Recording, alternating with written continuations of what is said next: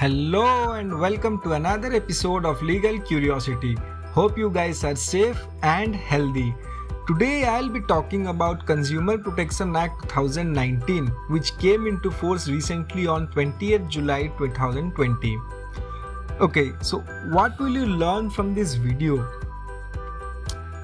You'll learn what is the Consumer Protection Act, who is a consumer, rights and responsibilities of a consumer, the new Consumer Protection Act 2019, jurisdiction and fee structure of consumer courts, how to file a consumer complaint in district and state forums, how to file an online complaint.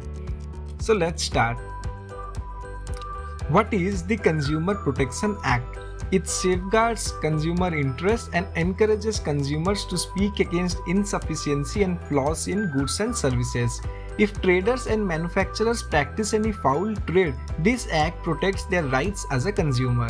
This Protection Act covers all goods and services of all public, private or cooperative sectors except those exempted by the central government.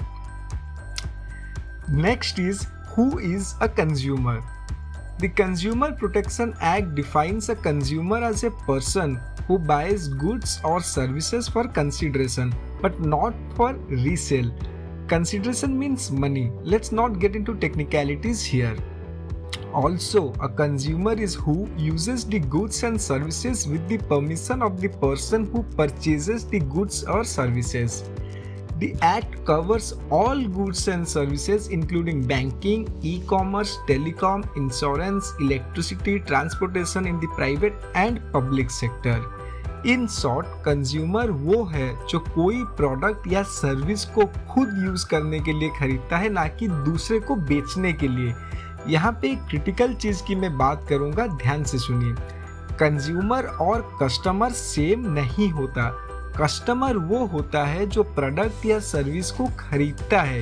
ये दुकान वाला हो सकता है या ये आप भी हो सकते हैं। जब दुकान वाला कोई कंपनी, मान लीजिए नेस्ले से खरीदता है सामान बेचने के लिए, तो वो दुकान वाला नेस्ले का कस्टमर है, और आप वो दुकान वाले से खरीदते हो तो आप वो दुकान वाले के कस्टमर हो। यहाँ पे दुकान वाला कंज्यूमर नहीं है, क्योंकि वो उस सामान को खुद यूज करने नहीं, दूसरे को बेचने के लिए खरीदा था, और आप कंज्यूमर हो क्योंकि आप खुद यूज करने के लिए उसको खरीदते हो। ये कानून जिसकी हम चर्चा कर रहे हैं वो कंज्यूमर के लिए है, ये आपके लिए है। जब वो दुकानदार खुद यूज करने के लिए कुछ खरीदेगा तो वहां पे ये एक्ट उसके लिए भी लागू होगा। चलिए नेक्स्ट देखते हैं राइट्स ऑफ अ कंज्यूमर क्या क्या है। Right to safety. Before buying a consumer can insist on the quality and guarantee of the goods. Right to choose. A consumer should have the right to choose from a variety of goods and in a competitive price. Right to be informed. The buyer should be informed with all the necessary details of the product and make a wise buying decision. Fourth, right to consumer education. Consumer should be aware of his or her rights and avoid exploitation. Fifth, the right to be heard. This means the consumer will get due attention to express their grievances at a suitable forum. Last, the right to seek compensation. This means that the consumer has the right to seek redress against unfair and inhuman practices or exploitation of the consumer. Next देखते हैं जहाँ पे right होता है वहाँ पे responsibilities भी होता है। तो एक consumer का क्या क्या responsibilities है? Responsibility to be aware. Second, responsibility to think independently. Third, responsibility to speak out. Fourth, responsibility to complain. Fifth, responsibility to be an ethical consumer. एक ग्राहक को कोई प्रोडक्ट या सर्विस खरीदने से पहले उसकी सुरक्षा और गुणवत्ता का ध्यान रखना होगा। ग्राहक को खुद को पता रहना चाहिए उसको क्या सामान चाहिए, ताकि वो इंडिपेंडेंट चॉइस बना सके खरीदने के टाइम। ग्राहक को निडर होकर बताना चाहिए कि वो एग्जैक्टली कौन सा प्रोडक्ट चाहते हैं, और अपनी शिकायतें दुकानदार को बिना डरे बताना चाहिए। ये ग्राहक का जिम्मेदारी है कि वो ईमानदारी और निष्पक्ष तरीके से उनके असंतुष्टि के बारे में शिकायत दर्ज करें। चलिए आगे बढ़ते हैं। कंज्यूमर प्रोटेक्शन बिल 2019 30 जुलाई 2019 को लोकसभा और 6 अगस्त 2019 को राज्यसभा में पास हुआ था और वो 20 जुलाई 2020 में लागू हुआ। नया एक्ट स्ट्रिक्ट पेनल्टीज लाया है, जैसे कि अडल्टरेटेड और मिसलीडिंग एड्स के लिए मैन्युफैक्चरर को जेल टर्म और एंडोर्स करने वाले को फाइन की सजा दी जा सकती है।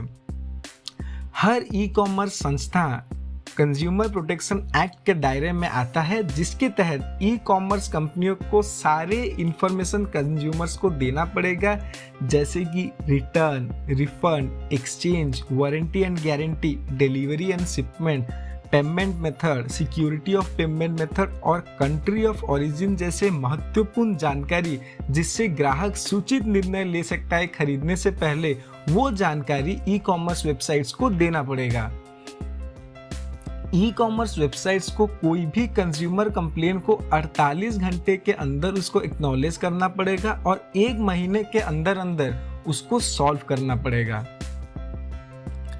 आगे बढ़ते हैं। अगला है एक नया कॉन्सेप्ट जो इंट्रोड्यूस हुआ है कंज्यूमर प्रोटेक्शन एक्ट में, जिसको हम लोग प्रोडक्ट लायबिलिटी कहते हैं।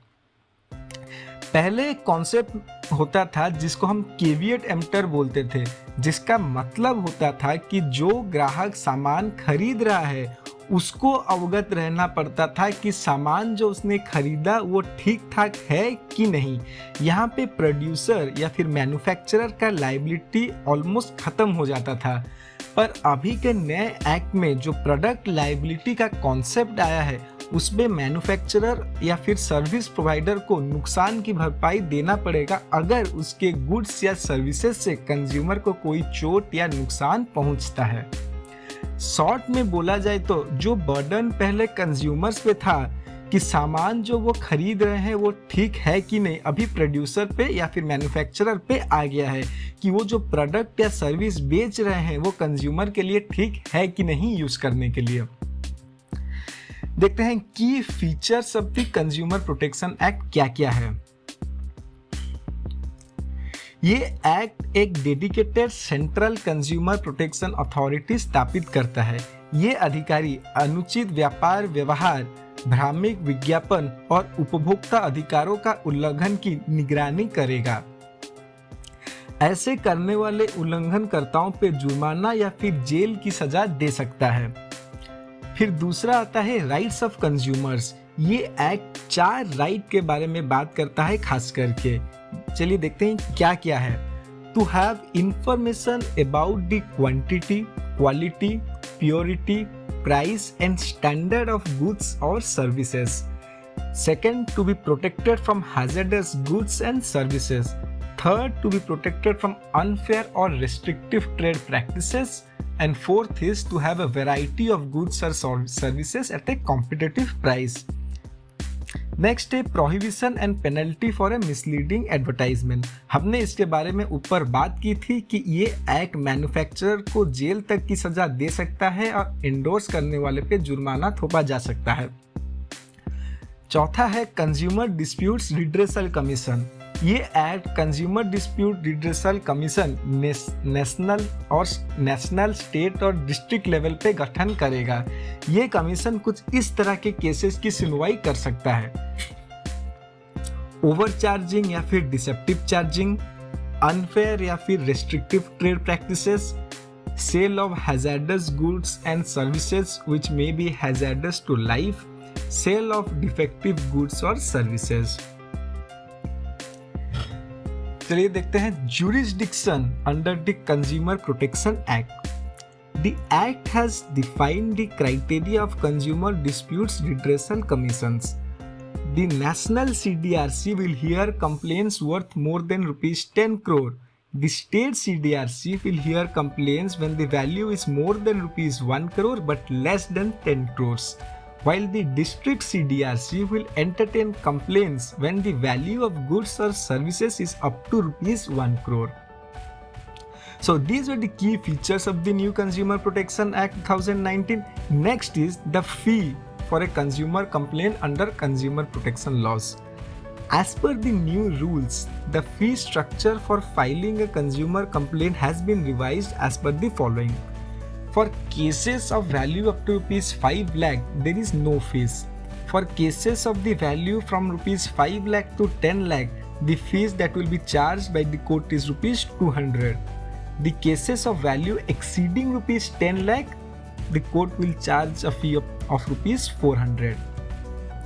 A complainant is however not required to pay any fee for filing an appeal in the state commission or national commission, क्योंकि आप फीस ऑलरेडी नीचे वाले कोर्ट में दे चुके हो। नेक्स्ट देखते हैं the process to file a consumer complaint in district forum. Consumer complaint लिखित में की जाती है, जिसको एक कंज्यूमर खुद या फिर उसके ऑथोराइज एजेंट के थ्रू कर सकता है। शिकायत को एक पंजीकृत या फिर नियमित पोस्ट के माध्यम से नोटरी किया जाना चाहिए। मतलब complain should be notarize through a registered और रेगुलर पोस्ट। इसके 4 कॉपी प्रस्तुत करना पड़ता है और डिस्प्यूट होने के 2 साल के अंदर फाइल होना चाहिए। यह अर्जी में कंप्लेन करने वाले ग्राहक का पूरी डिटेल्स और साथ ही साथ जिसके खिलाफ कंप्लेन फाइल कर रहे हैं उनकी पूरी डिटेल्स लिखी जानी चाहिए। उसके साथ साथ डिस्प्यूट की पूरी डिटेल्स और जो मांग आप मांग रहे हैं वो भी उसमें रहना चाहिए। कंज्यूमर कंप्लेंट के लिए आपको एक एडवोकेट की ज़रूरत नहीं है, आप खुद भी जाकर फाइल कर सकते हैं। बहुत सिंपल होता है। The fee shall be paid in demand draft to the president of consumer dispute redressal forum, जो डिस्ट्रिक्ट में आप फाइल कर रहे हैं। Details to be included in the complaint under the consumer protection act. क्या क्या रहना चाहिए वो कंप्लेंट में? Name and address of the complainant and the opposite party, the date on which the goods were purchased or services were availed, details of such goods and services and the amount that was paid, the subject of the complaint, whether it was unfair trade practice, defective goods were supplied or deficiency in service provided। ये आपको mention करना पड़ेगा subject में कि आपके साथ क्या हुआ था। The bills and receipt of the concerned product or service, और उसके बाद आप जो मांग रहे हैं वो उसमें मेंशन होना चाहिए और आखिर में आपका सिग्नेचर या फिर आपके ऑथराइज्ड एजेंट का सिग्नेचर होना चाहिए। तो फिर स्टेट कमीशन में आप कैसे फाइल करेंगे? स्टेट कमीशन में फाइल करने के लिए जो गुड्स या सर्विसेज आपने लिया उसका मूल्य 1 करोड़ से ज़्यादा होना चाहिए और 10 करोड़ के नीचे। एप्लीकेशन के साथ ही रजिस्ट्रार ऑफ स्टेट कमीशन के नाम पे फीस जमा कर लेना पड़ता है। स्टेट कमीशन में अपील के लिए डिस्ट्रिक्ट फोरम का ऑर्डर के साथ 45 दिन के अंदर स्टेट कमीशन में आप अपील फाइल कर सकते हैं। स्टेट कमीशन में अपेलेंट या फिर जो केस फाइल कर रहा है को एक स्टैट्यूटरी डिपॉजिट 25,000 का या फिर क्लेम अमाउंट का 50% डिपॉजिट करना पड़ता है।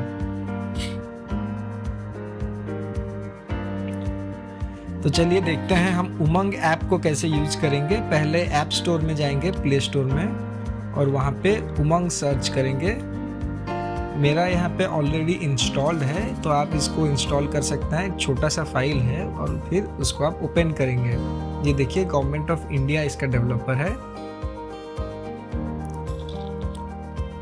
ठीक है, तो फिर यहाँ पे पहले आपको लॉगिन करना पड़ेगा। तो आपका फ़ोन नंबर दे के आप इसमें लॉगिन कर सकते हैं। लॉगिन करने के बाद आप यहाँ पे जाइए और यहाँ पे कंज्यूमर कंप्लेंट बोल के सर्च कर लीजिए। यहाँ पे national consumer helpline,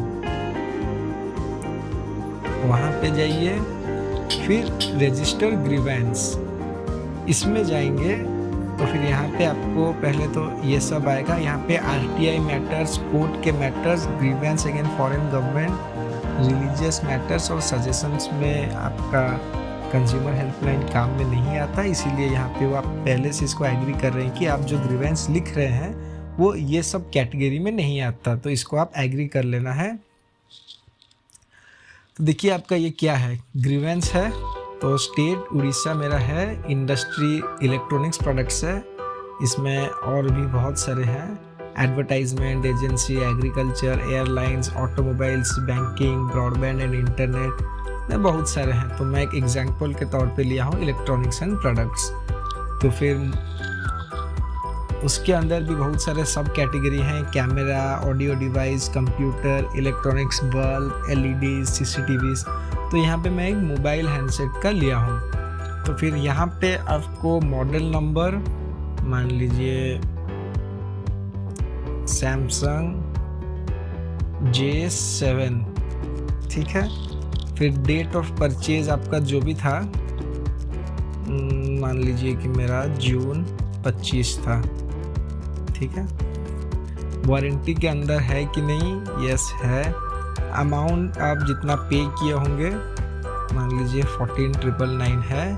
serial number IMEI आपको मिल जाता है फ़ोन के साथ ही। फ़ोन का IMEI पता करने के लिए *#06# आप डायल कर सकते हैं, ठीक है। और सर्विस टैग नंबर ये कंपलसरी नहीं है, इसमें स्टार मार्क नहीं है।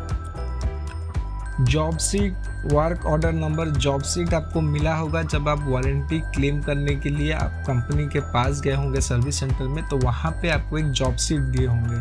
तो वो वाला जॉब सीट का नंबर यहाँ पे दे दीजिएगा जो भी होगा, ठीक है। तो यहाँ पे आपको देना है कि कंपनी क्या है। मेरे केस में जो एग्जांपल लिया हूँ वो सैमसंग है। तो फिर नेचर ऑफ ग्रीवेंस आपका जो भी है, रिपेयर के लिए अगर वो पैसा मांग रहे हैं जबकि वो वारंटी में है, आफ्टर सेल सर्विस नहीं दे रहे हैं, कि एकदम से कोई फ्रॉड हुआ था, कि फिर डिले कर रहे हैं, आपका जो भी प्रॉब्लम है, ठीक है, आप उसको दे सकते हैं। प्रोडक्ट का वैल्यू जो है आप उसको यहाँ पे दे सकते हैं, क्योंकि इस हिसाब से आप कोर्ट का फीस देंगे, जैसे हम लोग बात किए थे। तो ये आएगा 10,000 से लेके 1 लाख तक, ठीक है। फिर इसके बाद क्या करना है कि आपका जो भी ग्रीवेंस है इसमें पूरा टाइप कर लीजिए, आई हैव दिस इश्यू। फिर आप अपना इसमें लिख सकते हैं और आपको इसमें नेक्स्ट कर सकते हैं। तो फिर उसके बाद आपको क्या है, ये सारे डॉक्यूमेंट्स वो मांगते हैं जो आपको ये देना पड़ता है, ठीक है। आपके पास जितने सारे डॉक्यूमेंट है यहाँ पे दे दीजिए, फिर यहाँ पे इसको सबमिट कर लेना है, ठीक है।